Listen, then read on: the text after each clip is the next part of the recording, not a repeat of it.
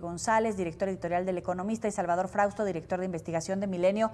Gracias por estar con nosotros. Salvador, comienzo contigo. ¿Por qué es importante votar, evidentemente, dentro de la línea de la veda electoral? Claro, bueno, pues son, como dijiste, las elecciones más grandes de la historia. Es un asunto que se viene señalando en las últimas semanas y pues hay que expresar nuestra voluntad de quién quiere gobernarnos, cada quien en los distintos niveles que están en disputa. Por ejemplo, pues está el caso de la presidencia de México, están las gubernaturas, las senadurías, las diputaciones, las alcaldías. Me parece que es el momento de expresar nuestra voluntad.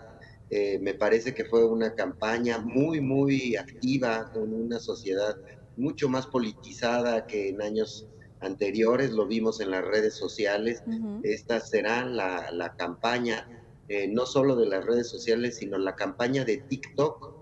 El 60% de los usuarios que participaron en redes sociales estuvieron en TikTok, generando más de 700 millones de conversaciones, Joely.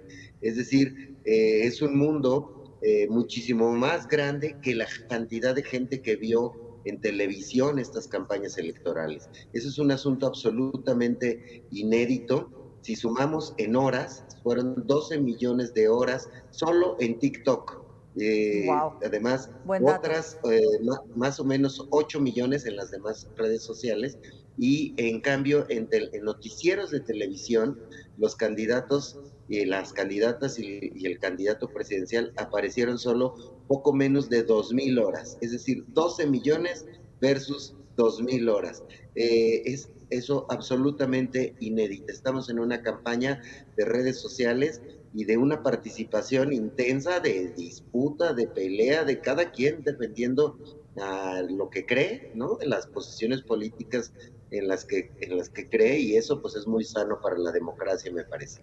Y un mundo infinito de candidatos, porque son más de 20,000 cargos a elección popular, Luis Miguel. Sí, reconozco que todos los datos que dio Salvador me sorprenden. Muy, muy interesante. Cuando decimos las elecciones más grandes, yo pondría en la mesa la cantidad de gente que va a participar en la organización. 170,000 casillas aproximadamente, 1,500,000 de personas van a estar en las casillas. Estoy hablando de ciudadanos como nosotros que van a hacer el papel de organizar la vida en cada casilla. Están los capacitadores electorales antes. Entonces yo diría, por un momento hay que reconocer, agradecer el trabajo de muchísimos ciudadanos que van a hacer su acción cívica ese domingo. 1,500,000 aproximadamente. Es increíble, ¿no? El nivel de movilización que vamos a ver el domingo, con los retos también que implica, por ejemplo, las distancias, la violencia, por supuesto que también el calor, porque también se espera una alta participación debido a que es una elección presidencial, Luis Miguel, a diferencia de las estatales, que puede tener menos concurrencia en las urnas. Sí, hay que poner las cifras en perspectiva. Alta participación significaría arriba de 63%, que es el promedio que ha habido en las últimas 2 elecciones. Pero cuando vemos el mapa nacional, vemos que, por ejemplo, el estado que tiene más participación es Yucatán, que tiene tasas superiores al 75%, y Guanajuato normalmente está abajo del 55%. Si nos están escuchando de Guanajuato, tomen esto como una invitación a votar. Sí, salgan Y a votar. si están oyéndonos en Yucatán, una felicitación. Pero lo que quiero decir es, los promedios también ocultan diferencias entre culturas regionales. Creo que mucho de lo que veremos, lo decía muy bien Salvador, es cómo los ciudadanos interiorizaron tantas horas de televisión, tantos millones de horas de TikTok, tantos spots, tantos programas de análisis como este. Vamos a ver literalmente qué pasó por su cabeza, qué se quedó y qué van a decidir a la hora de votar. ¿Habrá sorpresas, Salvador, por ejemplo, de esa población que efectivamente pues ve la vida no solamente de otra manera, sino por otras vías, como bien lo decías, por TikTok, con otro discurso, con otras propuestas, con cosas que les interesan que tal vez a otro grupo de edades tal vez no es tan importante, pero se puede observar o hay alguna expectativa de sorpresa de esa masa que vive pegada a las pantallas? A mí me parece que hay datos suficientes para esperar, no lo podemos asegurar, pero para esperar una alta participación, porque la ciudadanía está debatiendo diariamente sobre estas elecciones. Una de las expresiones más claras está ahí en redes sociales. Como sabes, me he dedicado a analizar las redes sociales en las últimas 25 semanas y la participación de la gente y de los jóvenes es muy, muy alta. Me parece que eso se va a expresar en una gran cantidad de jóvenes acudiendo a las urnas, o eso es lo que se esperaría. Sí, muestran mucho interés y crearon un lenguaje distinto para comunicarse en estas elecciones. Es decir, el tono, el estilo en el que conversa la gente, sobre todo en TikTok, que es básicamente a través de videos a los cuales les ponen música, letras con mensajes y una serie de códigos en los que hay mucho humor, mucho sarcasmo, en los cuales no tienen que hablar de manera tradicional diciendo yo voy a votar por tal candidato, sino que se mofan del que no les gusta, insinúan con una serie de códigos que solo pueden verse en las redes sociales y que podríamos pensar que esos mensajes y esa comunicación no llegó a la mayoría de la población, porque aunque los jóvenes son un volumen muy grueso de los votantes, también entre los jóvenes están las mayores tasas de abstencionismo. Yo pienso que en estas elecciones eso va a cambiar y que para quienes piensan que no los ha tocado TikTok, es falso. Es decir, los videos de TikTok circulan en nuestros WhatsApps de las personas que tenemos más de 34 años, yo por poquito, pero hay algunos mayores. Por ejemplo, mi papá no tiene TikTok y él me manda por WhatsApp contenidos políticos de video que provienen de TikTok. Es decir, en los chats familiares están esos videos, o de YouTube, o de Facebook, o de Twitter, etcétera. Sí. Es decir, pero los de TikTok tienen una abrumadora mayoría de contenidos y están hablando en otro lenguaje. No están diciendo sí, no. No están diciendo elección de Estado, elección amañada. No, están burlándose de otro tipo de cosas. Los temas son más simples.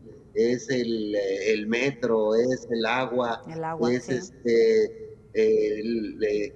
Toda esta noción que tienen en las redes sociales de que Claudia y Xochitl son amigas, por ejemplo. Ese es un debate que no vimos en los medios de comunicación. Y en redes sociales hay todo un movimiento de videos y de comediantes que en realidad las ven como amigas. Es decir, las acercan y unos se mofan más de una o de la otra. Son amigas y rivales. Son amigas y rivales. Esa es una comunicación brutalmente que nunca vimos en los medios de comunicación. Entonces, todo eso a mí me sorprende y me parece que va a llevar a una alta tasa de participación y que, pues, bienvenida sea esa participación, a ver hacia dónde se mueve ese voto, pero es pues muy sano para la democracia mexicana esa participación.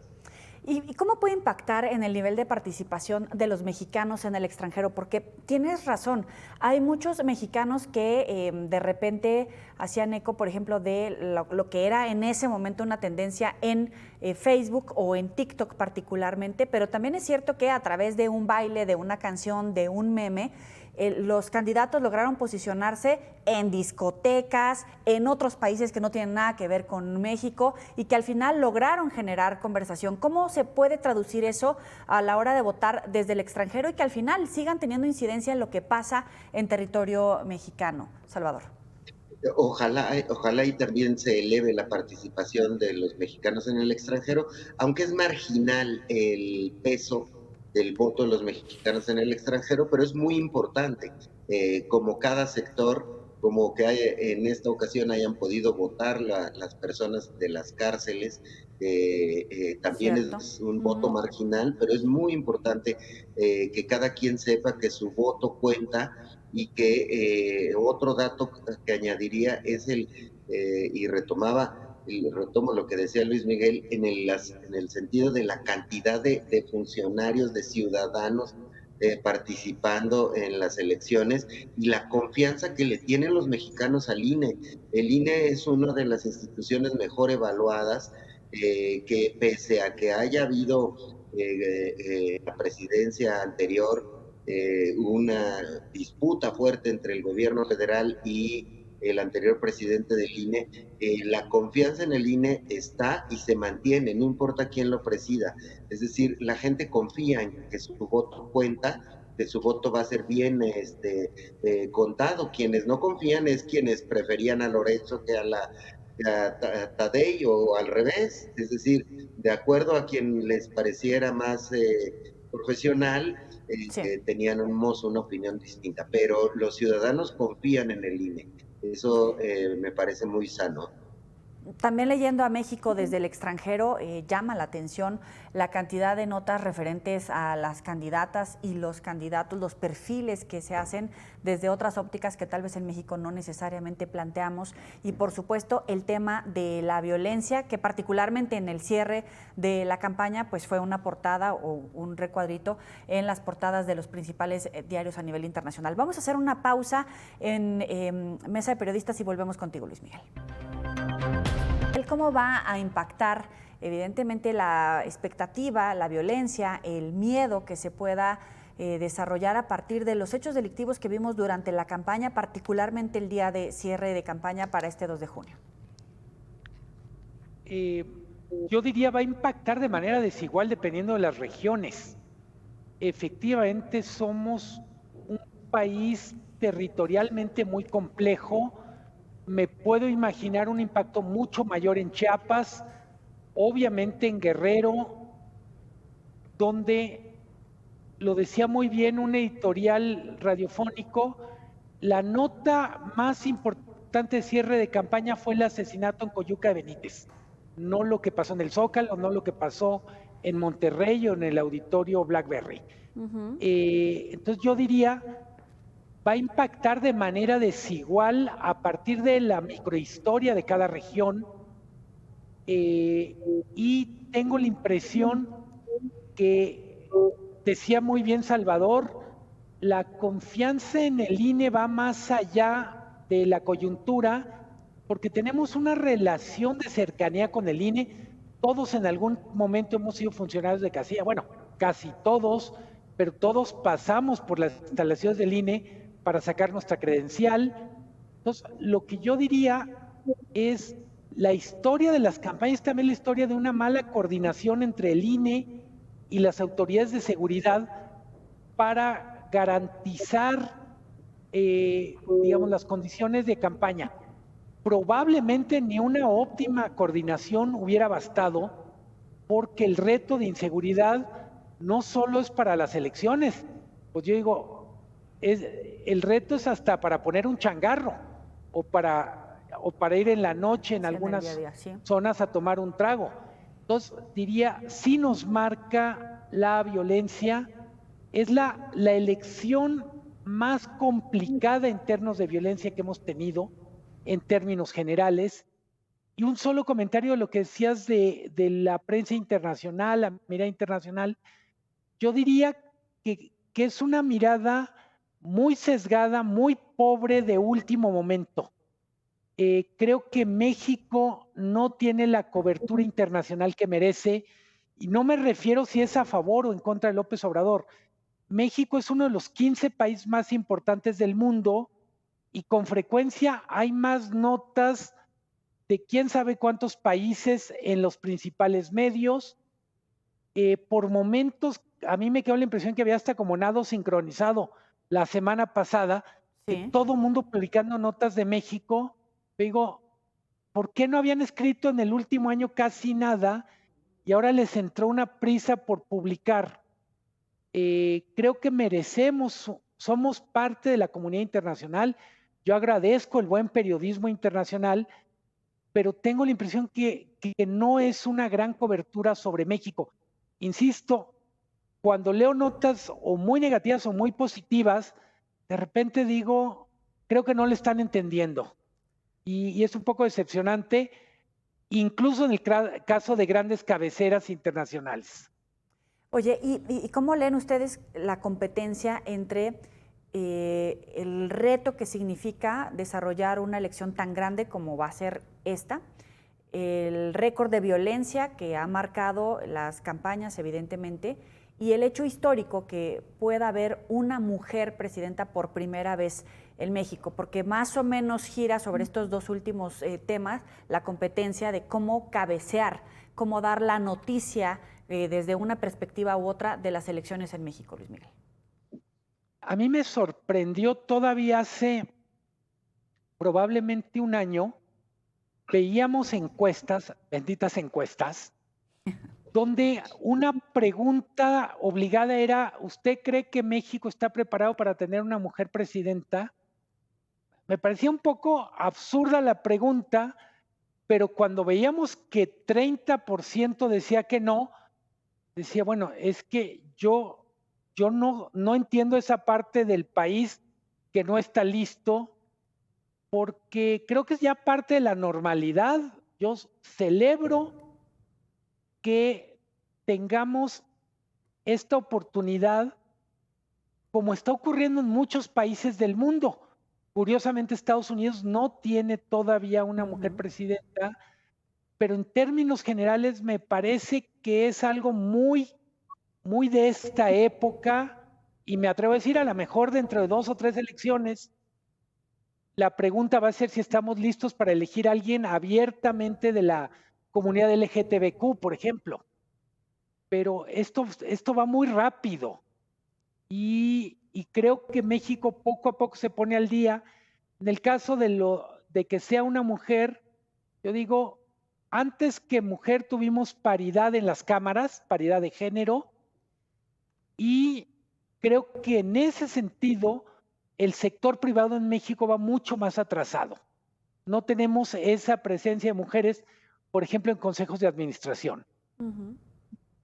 Veía que coincidas en algunos puntos, Salvador. Sí, me parece que el gran foco noticioso, como bien lo mencionas, Joely, es cómo vamos a cabecear en los medios, cómo se va a anunciar en televisión, en radio, en todos lados, que vamos a tener muy probablemente una presidenta mujer, pero además va a ser un momento bien importante porque tenemos presidenta de la Suprema Corte, mujer, presidenta del INE, mujer, presidenta del Tribunal Electoral, mujer. Es decir, un montón de espacios de poder ocupados por Gobernadores. las mujeres. Ya tuvimos, como dice Luis Miguel, paridad de género en el Congreso. Muy probablemente se repita paridad de género en el Congreso y presidentes de las cámaras mujeres se han puesto de acuerdo para que así sea en los últimos años. Hemos tenido las últimas 2 secretarias de gobernación han sido mujeres. Probablemente, de acuerdo a las estimaciones, casi vamos a llegar a la paridad de mujeres gobernadoras. No la parece que va a quedar ya cerca de ser paridad. Es decir, nos hemos venido acostumbrando a ver a las mujeres en el poder con mucha familiaridad, con mucha naturalidad, normalidad, y tiene que ver con que han estado ocupando esos puestos y no vemos una discusión machista que sea sonora, en la cual digan la crítica a la señora de la Suprema Corte o a la señora del INE o a la señora del Tribunal Electoral sea por su condición de género. Pueden venir críticas por otras circunstancias, salvo, quizá ahora estoy recordando, las críticas a las secretarias de gobernación por ser mujeres florero, que me parece una de las discusiones más machistas en los términos políticos de los últimos años, pero fuera de esa discusión, no veo un gran debate que tenga que ver con esa circunstancia. Ver a mujeres en el poder y verlo con naturalidad y ver que hace 2 años 30% rechazaban una mujer presidenta en las encuestas y ahora estamos en 20 o menos por ciento quienes no, lo ven con malos ojos y son, por cierto, personas de mayor edad quienes aún se resisten a tener